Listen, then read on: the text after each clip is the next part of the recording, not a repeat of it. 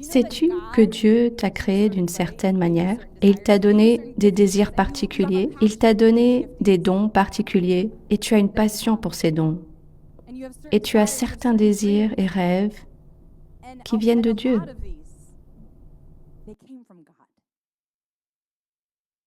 Il les a placés en toi dans le ventre de ta mère.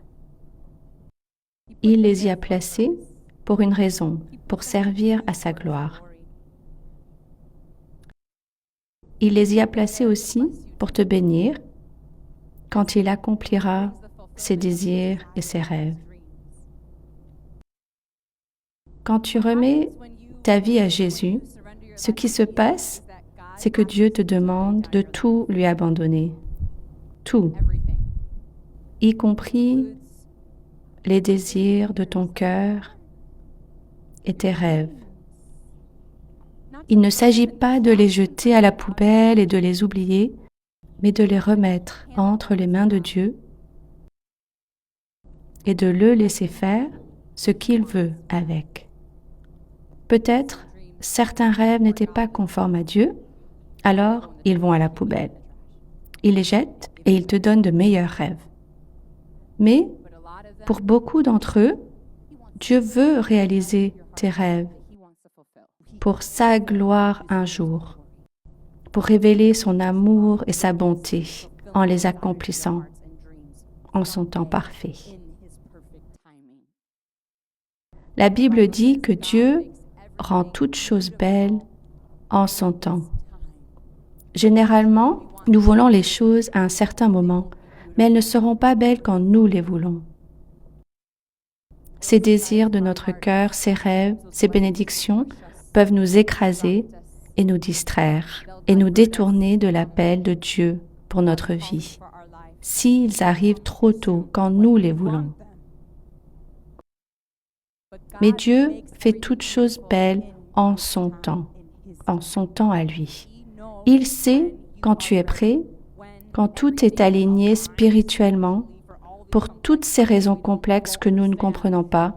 Il sait quand il peut te donner les désirs de ton cœur et tes rêves, et quand ils seront une bénédiction pour toi et lui apporteront gloire. En ce moment, ils compléteront ta vocation, ce à quoi il t'a appelé. Il y a des désirs de ton cœur que tu as peut-être oubliés. Et tu t'es dit, oh, je suppose que ce n'était tout simplement pas le plan de Dieu d'avoir ce rêve. Et les années ont passé. Parfois, Dieu t'appellera à abandonner tes forces et à utiliser tes faiblesses. C'est ce qui s'est passé pour moi. Ma force, c'était le chant. Chanter et le théâtre étaient mes plus grandes passions, mes dons, ce à quoi je pensais établir ma carrière, car c'était ce qui me passionnait le plus. Mais Dieu voulait vraiment utiliser mes mots, ma parole, plutôt que mon chant, comme ma mission principale sur cette terre, pour prier pour les autres, pour les servir. C'était le plan de Dieu. Et ce n'étaient pas les désirs de mon cœur, ce n'étaient pas mes rêves de prêcher, de servir comme ça. Même pas à 1%. C'était même pas sur ma liste, même pas une option, mais c'était le plan de Dieu. Il m'a donc appelé à mettre de côté mes dons, mes rêves et les désirs de mon cœur. Parfois, il t'appelle à abandonner tes dons. Tu as une passion pour ces dons que tu as, tu y mets tout ton cœur. Mais Dieu veut t'utiliser dans ta faiblesse ou d'une autre manière. Ce n'est peut-être pas une faiblesse extrême, mais c'est quelque chose qui n'est pas un don exceptionnel pour toi. Mais c'est précisément ainsi que Dieu veut t'utiliser comme ta mission principale sur terre. Il a besoin de former en toi une passion pour cette mission. Que ce soit une faiblesse en toi, dont tu n'as aucune passion ou un don moyen. Il veut que ce soit ta plus grande passion. Ta plus grande passion pour l'œuvre de Dieu.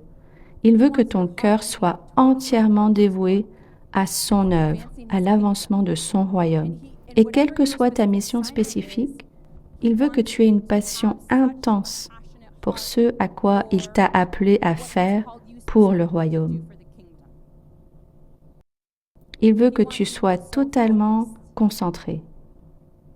Pour que tu puisses te concentrer pleinement et permettre à Dieu de façonner ton cœur, rien d'autre ne doit occuper ton esprit. Rien d'autre ne doit prendre place dans ta vie.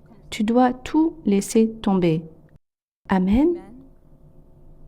Mais Dieu n'oublie pas les désirs de ton cœur que tu lui confies.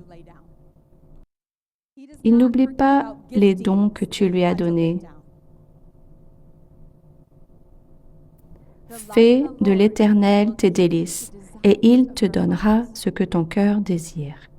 Lorsque ces désirs sont purs, tu peux te reposer en toute confiance, sachant qu'il te les accordera en son temps parfait. Pas avant, mais en son temps parfait, il le fera.